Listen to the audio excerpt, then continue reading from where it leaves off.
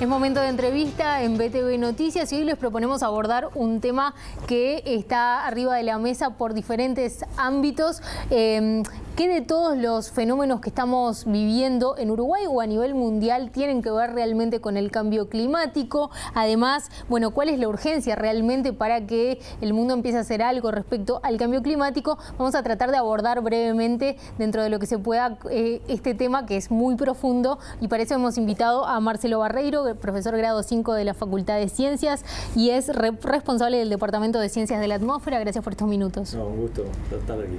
Bueno, hace algunos días nada más, mientras acá estábamos con una ola de calor, veíamos las noticias en el norte de una ola de frío que había en algunas ciudades de Estados Unidos, por ejemplo, más frío que en la Antártida, y eso genera mucho comentario respecto a cuánto de esto tiene que ver con el cambio climático. ¿Todos este tipo de fenómenos son atribuibles al cambio climático? Bueno, a ver, definamos un poquito qué llamamos cambio climático. Exactamente. ¿Sí? Vamos a empezar por el comienzo. Cambio climático hoy día se le llama el cambio generado por el hombre en el clima. ¿Está Exacto. bien? O sea, ya tiene ese nombre. Eso no quiere decir que en el pasado no haya habido cambios climáticos que no tienen nada que ver con la acción humana antropogénica, o sea, por la emisión de dióxido de carbono humana, etcétera. Entonces, y cuando hablamos de cambio climático, lo que tenemos que definir es que hablamos de un tiempo largo. Estamos hablando por lo menos 40, 50 años para observar cambios. No podemos decir lo que pasa este año es debido al cambio climático, lo que pasa el año pasado es debido al cambio climático. Cuando uno estudia cambio climático, estudia la tendencia en 40, más 50 a largo años. plazo. Exactamente. Entonces, a partir de eso, uno cuando quiere determinar, por ejemplo, si un evento determinado está asociado al cambio climático, uno tiene que usar modelos climáticos. Y los modelos climáticos son modelos muy complejos que describen el comportamiento de la atmósfera, el océano, el continente, la vegetación.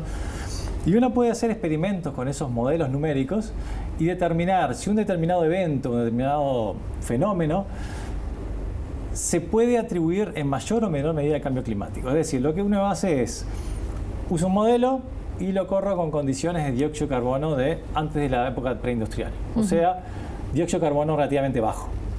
Y luego corro el modelo con concentraciones de dióxido de carbono actuales. Mucho más grandes. ¿Sí? Pasamos de 280 partes por millón, actuales son 400 partes por millón.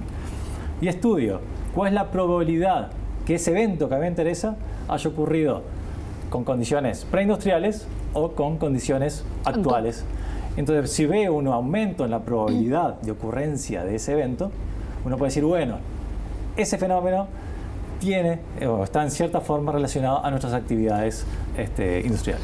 Bien, es bien interesante esto que plantea porque es preciso. Dentro de eso, entonces, hay muchas cosas que están encajando en ese análisis, digamos. Claro, porque ¿qué pasa? El clima varía en muchas escalas de tiempo. O sea, tenemos el cambio climático y después tenemos variabilidad del clima año a año, varía porque quiere, digamos, o sea, tenemos un año más seco, un año con más lluvias, pero eso un año más cálido. No tiene que ver con un fenómeno. No, puede depender del fenómeno del Niño, por ejemplo, claro, que el fenómeno del Niño es completamente natural y puede eventualmente tener alguna contribución de cambio climático o puede tener otra contribución de otro fenómeno natural. Bien. Entonces, cuando uno quiere asociar un fenómeno al cambio climático, uno tiene que hacer un estudio muy pormenorizado de todos los fenómenos que pueden haber causado eso. En octubre pasado, un grupo de expertos de la ONU lanzó una advertencia, dijo algo así como: si el planeta, la humanidad no hace algo de acá al 2030 para tratar de detener el aumento de la temperatura global, bueno, estamos bastante complicados.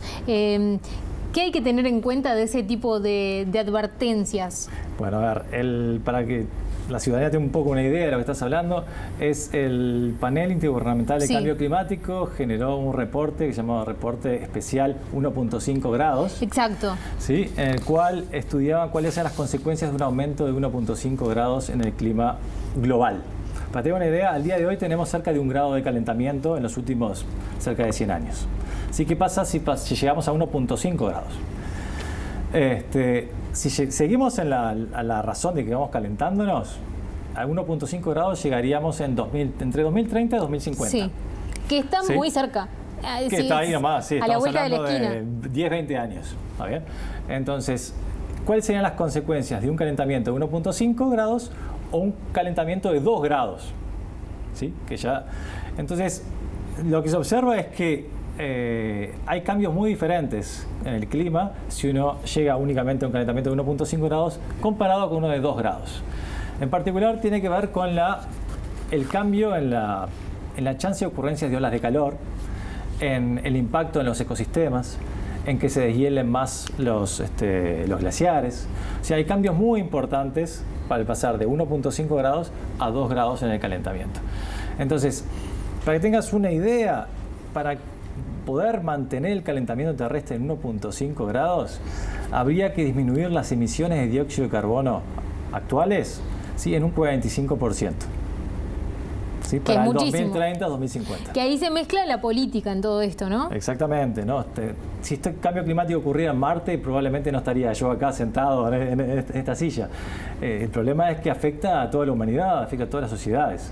Y lo que afecta a las sociedades está directamente vinculado con la política, porque es a través de eso que se hace. Parecía que los gobiernos a nivel mundial habían llegado a un acuerdo, que era con esta cumbre de París que hubo hace algunos años, que se habían comprometido a hacer una baja en los dióxidos de carbono, y después algunos países que son muy responsables de este aumento del dióxido de carbono, Estados Unidos es uno de ellos, cambia de gobierno y ahora tienen un presidente que niega directamente el cambio climático. Es una tendencia. ¿Cuánto puede eso afectar a ese tipo de visiones a lo que pase ahora nomás, en 2030? Bueno, el Acuerdo de París de alguna forma empezó en la cumbre de Río en 1992, cuando se trató, ya se daban cuenta ya la comunidad internacional que habría que tratar de limitar las emisiones de dióxido de carbono.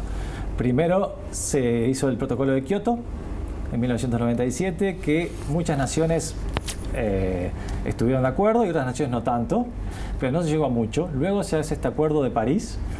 Y sí, es verdad que no todos los países quieren seguirla, llevarla a cabo.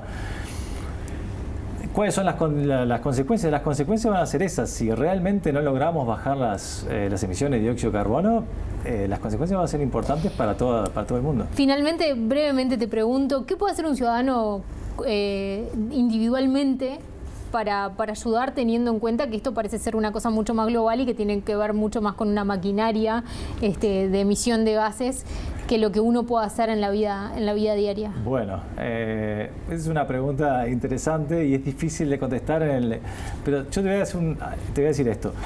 Si de acá al 2030 necesitamos disminuir un 45% las emisiones de dióxido de carbono, o al 2050, eso necesita un cambio de hábitos muy grande. Y no solo en Uruguay, sino a nivel mundial. ¿Está bien? Entonces, yo no diría cualquier monedita sirve, pero creo que todo aquel comportamiento que sea de tomarse un ómnibus en lugar de usar el auto, voy a decir plantar árboles, voy a parecer un ecologista, digamos, de acérrimo, pero sí, todo aquello que trate de limitar la concentración de dióxido de carbono en la atmósfera siempre viene muy bien. Creo que, de nuevo, a veces empieza la discusión entre la dicotomía, ¿quién es el causante histórico del aumento de dióxido de carbono? Evidentemente son todos los países industrializados, porque las emisiones de Uruguay son muy pequeñas. Pero esa no es la discusión hoy día. Eso ya pasó, ya no hay forma de resolverlo. Hoy tenemos que mirar hacia adelante y cómo cada uno puede aportar lo suyo.